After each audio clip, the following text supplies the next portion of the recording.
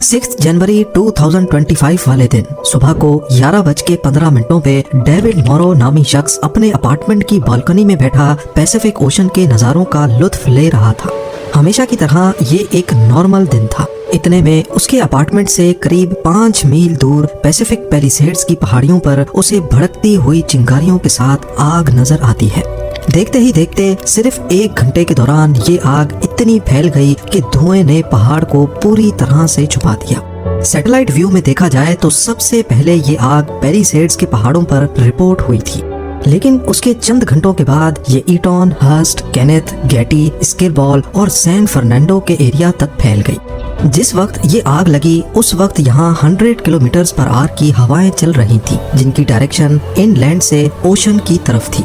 अब यहाँ सवाल ये पैदा होता है कि अगर सबसे पहले आग पैलिसेड्स में लगी थी जो ओशन के बिल्कुल करीब है, तो फिर वहाँ से आग हवा के ऑपोजिट डायरेक्शन में 30 से 40 किलोमीटर दूर तक कैसे फैल गई।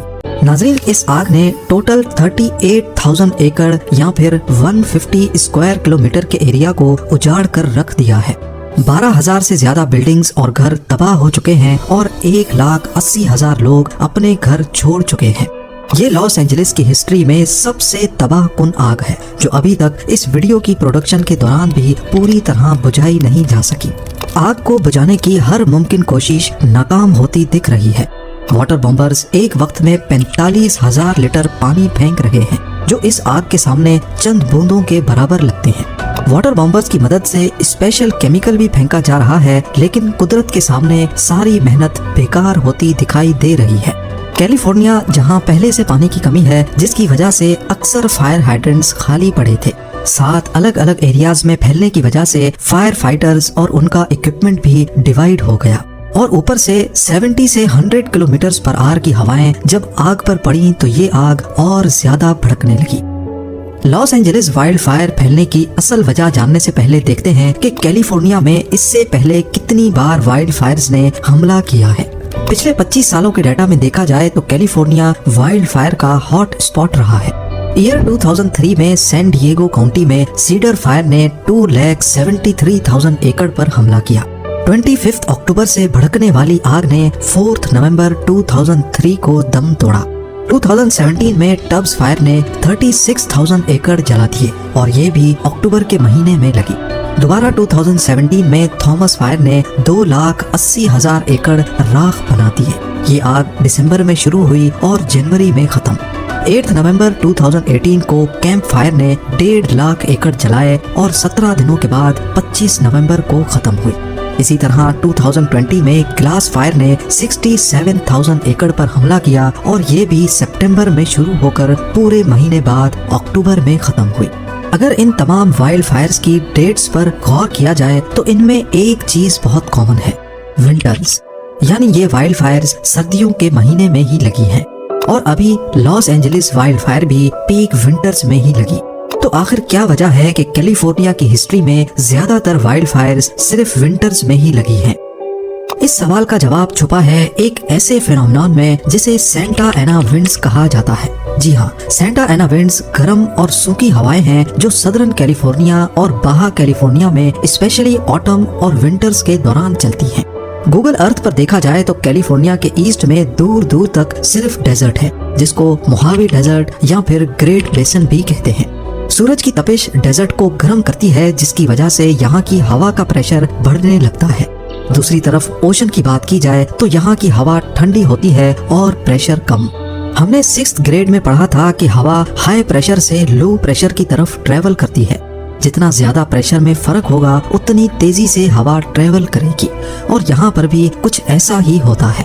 साउथ ईस्ट कैलिफोर्निया से सेंटा एना विंड्स तेजी से ओशन की तरफ बढ़ती हैं।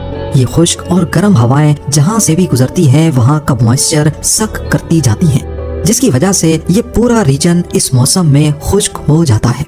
झाड़ियाँ और दरख्त बिल्कुल सूख जाते हैं, जो बड़ी आसानी से आग पकड़ने के काबिल बन जाते हैं। सेंटा एना विंड्स जहाँ पूरे जंगलात को वाइल्ड फायर का फ्यूल बना देती हैं, वहीं अगर गलती से भी कभी आग लग जाए तो तेज हवाएं इस आग को और ज्यादा भड़काती हैं। जलते हुए कोयले तेजी से फैलते जाते हैं और पलक झपकते ही वाइल्ड फायर कंट्रोल से बाहर हो जाती है। अब होना तो ये चाहिए कि जिस डायरेक्शन में हवा जा रही है वाइल्ड फायर को भी उसी डायरेक्शन में ही फैलना चाहिए, पर लॉस एंजलिस के केस में इसका बिल्कुल उलट देखा गया। सबसे पहले आग पैलिसेड्स के पास देखी गई जो ओशन के करीब है, और बाद में ये इनलैंड एरियाज में फैलती गई। ऐसा क्यों है, इसकी असल वजह समझने के लिए हमें एक इंटरेस्टिंग फिनोमेनन को समझना होगा जिसे माउंटेन वेव रोटर कहते हैं। पहाड़ की वो साइड जिस पर डायरेक्टली हवा आकर टकराती है उसे विंडवर्ड साइड कहते हैं, और पहाड़ की दूसरी साइड जहां हवा को जाना है उसे लीवर्ड साइड कहते हैं। होता यूं है कि जब विंडवर्ड साइड हवा को रोकती है तो उसी दौरान लीवर्ड साइड पर एक वोर्टेक्स इफेक्ट पैदा होता है, और इस वोर्टेक्स में हवा गोल गोल घूमती रहती है। यानी पहाड़ के ऊपर हवा की डायरेक्शन एक तरफ होती है तो पहाड़ के नीचे हवा की डायरेक्शन दूसरी तरफ चलती है। लॉस एंजलिस के केस में भी इस फिनोमेनन का बहुत बड़ा रोल है।